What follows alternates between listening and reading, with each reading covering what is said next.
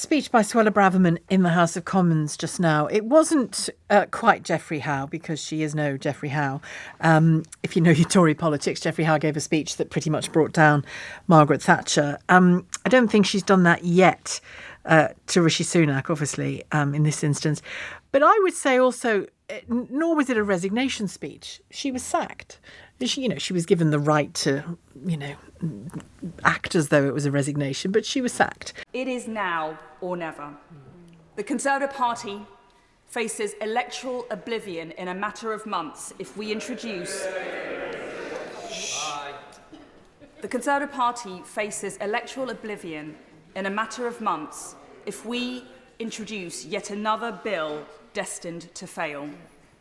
Do we fight for sovereignty, or do we let our party die? Now, I may not have always found the right words in the past, Madam Deputy Speaker, but I refuse to sit by and allow us to fail. The trust that millions of people placed in us cannot be discarded as an inconvenient detail. If we summon the political courage to do what is truly necessary, difficult though it may be, to fight for the British people, we will regain their trust. And if the Prime Minister leads that fight, he has my total support. That's very much a pitch for the party leadership, isn't it? You can't really read that any other way. Now, she does say in that speech that she just made in the House of Commons that if the Prime Minister does go as far as she wants him to, then she will be right beside him, she'll be right behind him. But what we're seeing in the newspapers today is that Rishi Sunak is not minded to go as far as people like her and other people in the Conservative Party want him to. And where do we think his line is? ECHR?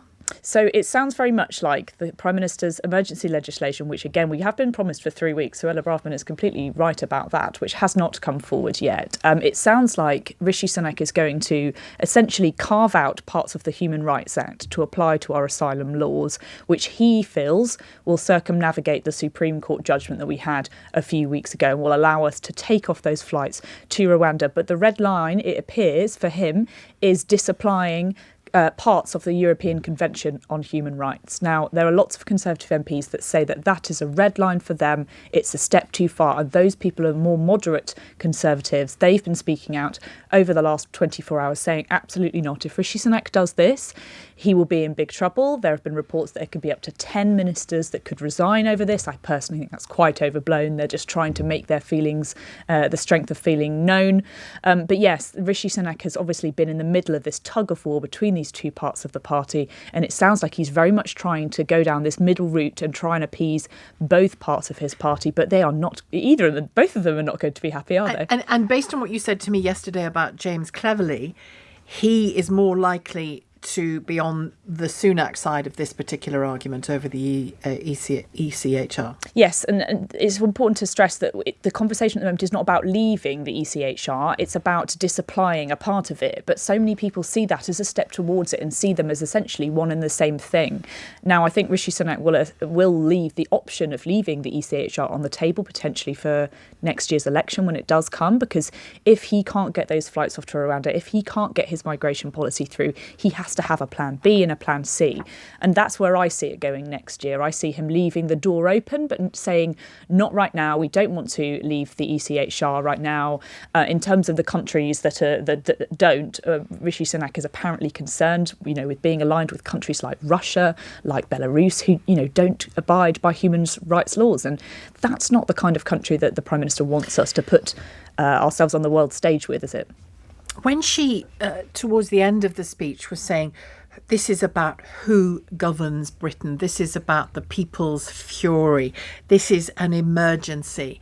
It's very populist rhetoric, that, isn't it? It is. And, she did say in her speech, which made me chuckle, I might not have been fantastic with my language over the years, but, this is what I believe. And ironically, what she was saying, most of that speech was compared to some of her other speeches, quite uncontroversial compared to some of the other things that she has said. But, the point she wants to try and make in it is that she believes that our human rights laws, and that they are obviously not just our human rights laws, they're European human rights laws, they come from all over, loads of different patchwork quilt, essentially, of different rules that make up our regulations. She thinks that they've been expanded, they've been stretched, so that our courts, our parliament, what we want to do cannot be done. And she thinks that there is a fundamental disconnect between those two things, and that in order to move forward, we need to overwrite them. And when she talked about foreign terrorists not being able to be removed because of their human rights, foreign terrorists being able to be returned to this country because of their human rights, paedophiles being able to return to this country because of their human rights. I mean, again, just throw in a few random paedophiles for good measure, for full Trump effect. But when she talks about the foreign terrorists not being able to be removed, I mean, we've been here with Theresa May and was it Abu Hamza at the time? We've been here before, haven't we? Exactly. There have been some very high-profile examples, and I don't think what she says is without merit at all. There obviously have been some high-profile people that we have felt, that the courts have felt, it would be unfair to deport them because of the right to family life, the right to safety. But clearly, any sensible people wouldn't want them anywhere near them. Exactly, Yeah. and I think, to be fair, Suella Braverman does, obviously, she's incredibly controversial. What she thinks, the British public are very divided on. She's a very Marmite figure, isn't she? You either love her or you hate her.